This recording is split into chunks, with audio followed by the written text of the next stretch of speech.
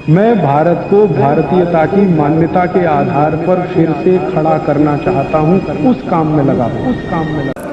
आज हम लोग उस शख्स के साथ में हैं जो कभी राजीव भाई के साथ रहे और राजीव भाई के सारे कार्य को उन्होंने आगे बढ़ाया। इसलिए मैं जन सामान्य को ये समझाना चाहता हूँ कि भैया देखो, वॉलंटरी होते हुए भी आप जो है वॉलंटरी होते हुए भी आप अगर इस तरह की अगर ये करेंगे तो आप जाने वाले सुप्रीम कोर्ट और केंद्र सरकार, तो अगर वो उन्होंने वॉलंटरी किया है, उन्होंने हलफनामा दे दिया है सुप्रीम कोर्ट में, सुप्रीम कोर्ट आपको धमकाएगा, बताएगा, और उन्होंने अगर बोल दिया कि वैक्सीन से साइड इफ़ेक्ट हो रहे हैं, आप मर रहे हैं, तो हमारी जिम्मेदारी नहीं है। जिस तरह से उन्होंने पहले के प्रोटोकॉल हटा दिए, वो बोलेंगे हमने अभी वैक्सीन भी हटा दीजिए। मगर वैक्सीन से होने वाले इतने सारे आपको पहले लगाएंगे, ज़बरदस्ती करेंगे और फिर हटा देंगे, तो उसका जिम्मेदारी आप लो ना। तो ये हम सरकार को समझाना चाहते हैं आज के इस प्रोटेस्ट से, या आज के इस दिल्ली के इसके, कि कि भाई सरकार ये समझ ले, ये सारे रिस्ट्रिक्शंस हटा दे जल्द से जल्द, और जो इसके जिम्मेदार है, जो दोषी हैं, उनको फांसी की सज़ा दी जाए, मानववध की सज़ा दी जाए। जिन लोगों का आर्थिक नुकसान हुआ उनको आर्थिक नुकसान की भरपाई दी जाए। जिन स्कूलों ने बिना कंसर्न लेटर उसके साइड इफ़ेक्ट बिना लिखते हुए उनको वैक्सीन लगाई, उन बच्चों को साइड इफ़ेक्ट हुए, उनके घर वालों को 5 करोड़ रुपये दिए जाए।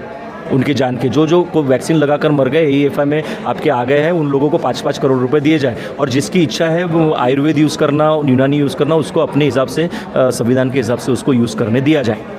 तो ये हमारी जो है ना मांगे हम लेकर जो है सरकार तक आए थे। हम ज्ञापन देना चाह रहे थे, मगर ज्ञापन न लेते हुए हमको पुलिस ने, मतलब हम गए भी नहीं, हम सिर्फ चर्चा कर रहे थे 10-12 लोग वहाँ के बगीचे में कि भैया ये सब षड्यंत्र चल रहा है। और मैं आया हुआ था मुंबई से, तो उनको मिलने की इच्छा हुई लोगों की कि बोला मदन भाई आप आए तो चलो चर्चा कुछ कर ले। मतलब चलो यार मुझे गार्डन भी देखने है, तो मैं गार्डन के वहाँ पर चला गया। तो जैसे ही हम लोग वहाँ पहुँचे तो उनको लगा कि ये बैच लगा के खादी पहन के, मेरा 24 घंटे यही ड्रेसअप होता है। मैं खुद सिर्फ आंदोलन के लिए ड्रेसअप नहीं करता 24, और ये मेरी कोई फैशन है नहीं। ये पहनने के बाद में 9 परिवार को जो है खादी पहनने के बाद में उनके पेट चलते हैं, 9 परिवार चलते हैं, इनको पैसा मिलता है। इसलिए मैं विदेशी टी-शर्ट्स नहीं पहनता, जींस नहीं पहनता। मैं आज से नहीं, मैं राजू भाई से जब से जुड़ा तब से नहीं पहनता, खादी ही पहनता हूँ। तो मैं गरीबों को रोजगार देना चाहता हूँ। पर उनको लगा यार कोई नेता आ गया और लोगों को जमा कर रहा है, तो इस हिसाब से उनको कुछ गलतफहमी हो गई। तो उन्होंने यहाँ पर मंदिर मार्ग पुलिस स्टेशन में हम सबको जितने थे, फिर उनको पता लगा यार मदन भाई तो 3 साल बाद यहाँ पर आए हैं, डॉक्टर साहब से मिलने के लिए आए थे हम, डॉक्टर कोठारी जी से। तो पुलिस, तो बाकी के लोग भी फिर यहाँ पर आने लगे कि फिर ज़बरदस्ती कैसे पकड़ सकते। तो अब अगर पुलिस उनके साथ मिल जाती है, सरकार भी वो मिल जाती है, और वो अगर ये सारे रिस्ट्रिक्शंस को रोकते नहीं है, ये षड्यंत्रों को रोकते नहीं है, तो 23 मार्च हम लोगों ने डिसाइड किया है।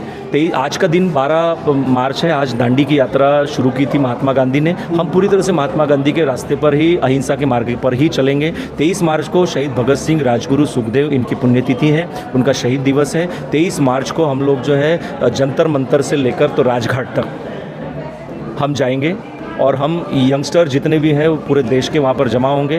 बाकायदा हम उनको लेटर देंगे और जंतर मंतर पे जमा होकर वहाँ से शांति में रैली निकालने का। फिर भी अगर सरकार नहीं मानती तो पूरे देश में सविनय अवज्ञा भंग आंदोलन हम शुरू करेंगे, और जगह जगह पर प्रोटेस्ट करेंगे। हम जेल भरो आंदोलन करेंगे। ये हमारा प्रण है, और इस प्रण के साथ में हम पूरी तरह से अड़िग है। हमारा ये प्रण टूटेगा नहीं, हमारा ये संकल्प टूटेगा नहीं। हम पूरे देश में संकल्प यात्रा निकालेंगे।